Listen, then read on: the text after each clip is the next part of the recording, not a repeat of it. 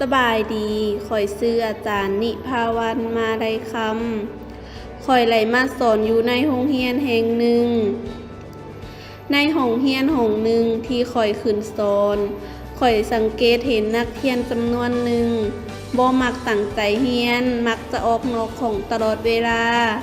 และก็บ่เข้ามาในโรงเรียนอีกเลย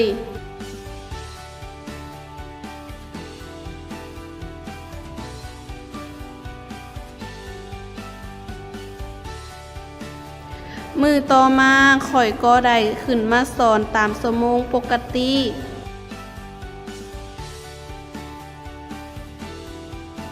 ในขณะที่ข้อยกำลังสอนอยู่นั้น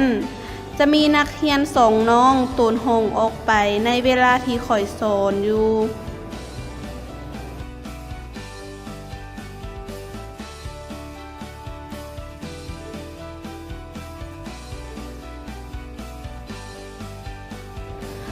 พวกเขาเฮ็ดแบบนี้เป็นประจำ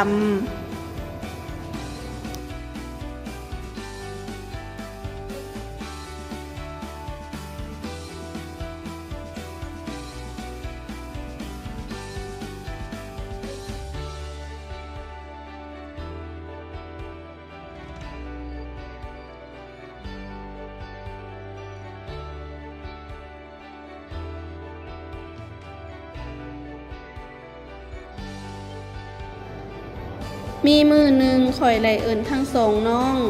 มาตักเตือนเพื่อให้ทั้งสองเปลี่ยนพฤติกรรมดังกล่าวให้หันมาตั้งใจ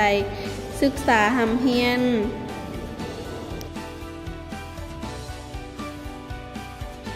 หลังจากที่ข้อยได้เอิ้นทั้งสองน้องมาตักเตือน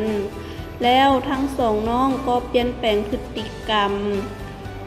แล้วก็หันมาตั้งใจหำเรียนคือกับหมู่เพื่อนในโรงเรียน